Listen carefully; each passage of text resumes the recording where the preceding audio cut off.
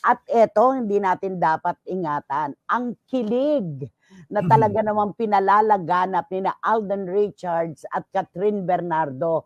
Alam na po natin ang naganap nung Sabado, 'di ba naman?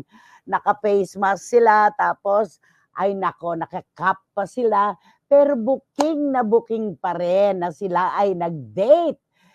Sabado nag-date, Linggo ng gabi kagabi, 'di ba? O, nagkita na naman sila sa Famous Awards. Ay talagang hindi na sila pinaghihiwalay ng panahon. 'Di ba naman, Naku, Nay, Romel? talagang malapit na nating ma-confirm. Kung ngayon wala pang pag-amin, pero makikita natin sa araw-araw na ganap at ganapan ng dalawa, naku, pasasaan, mapupunta na rin yan sa relasyon. Basta wait lang Totoo. tayo. Di ba? Grabe, ang Basta ganda. ako ramdam na ramdam ko yung kilig, kasi yung mga pamangkin ko, nakausap ko, mga pinsan ko, talagang cut din sila talaga, sobra. Talagang gustong-gusto na nilang, mapanood yung Hello, Love Again. Talagang meron silang pinalalaganap na kilig ng bayan ngayon. At congratulations kay Catherine Bernardo. Yes. Saan tinanghal na Best Actress kagabi ng FAMAS Awards. At syempre, hindi sila naghihiwalay ni Alden hanggang kagabi sa backstage. Talagang Grabe. nakaalalay palagi si Alden sa kanya. At ano na naman ang isisigaw na iba dyan? User, oportunista. At pag hindi naman binantayan at hindi tinabihan, ano sasabihin? Pabaya, hindi ka maginoo. Di ba? Correct. Isipin mo na Mm. yun, pagdating ni Catherine galing Thailand, si Alden sinundo siya sa airport. Tapos, Yes! Oo. tapos alam mo na, Totoong-totoo. totoo daw yung sinabi ni Alden, kapag meron na daw siyang relasyon, tututukan niya daw ito. Naku, mukhang ito na nga yata. Pinagpilibat, naku, nakakatuwa. Wala ka talagang hahanapin pa, wala na, 'di ba? Kahit anong disguise po ang gawin ng Katden, nako, matutugay-gayan po talaga sila. Nakakakilig, overload po na deserve nilang maging masaya. Gotisoy ko, naku, kokonyatan ka na naman ni Freely Lante Enrigo. Oo, malapit nang ma-confirm na may relasyon na sila. Nakakakilig Yes. naman talaga ang Katden, pasay na talaga ang Katniel. Babayu, sabi ni Boycie Karagay. Ano ba yan? Talagang may comparison pa rin. At sabi ni Lulu Maling na kanina pa nakatanghod daw siya, sila ni Mm. Iram Lia sa telebisyon. Sabi niya, Nanay, masayang-masaya po ako sa balita about Katden. Happy din po ako at nakauwi kayo sa ating bayan. Oo, nakauwi ako ng Nueva Ecija, nakasingit, pero ay nako, hindi ako halos lumalabas nung Sabado dahil baka makapanghawa ko. 'Di ba? Tinamaan, ayan, naku na talaga naman. Tita Nene Olanday, totoong-totoo po, nakakakilig, walang iba. At sabi naman ni Ching Bautista Silverio, "Hi Nay, Catherine is very humble. It resonated in her speech.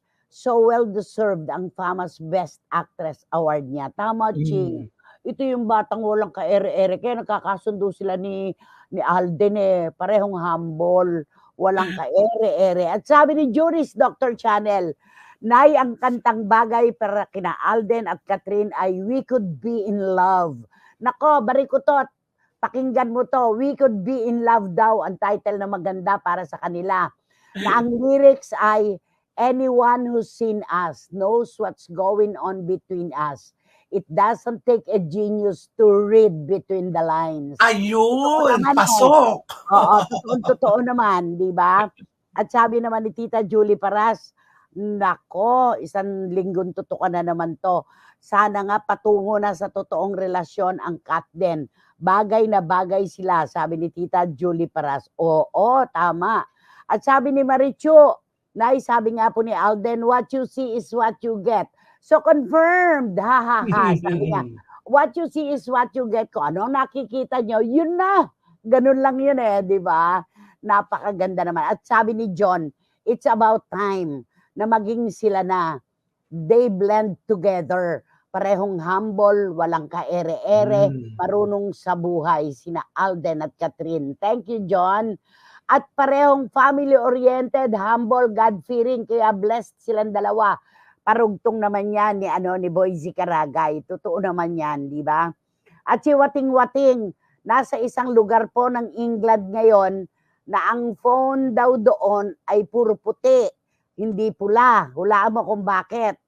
Ay, Ah, bakit? Siguro dahil sa Naku, Hindi. baka na-mix ko rin yan. Because they want to highlight their independence from England's public phone network na kulay-pula.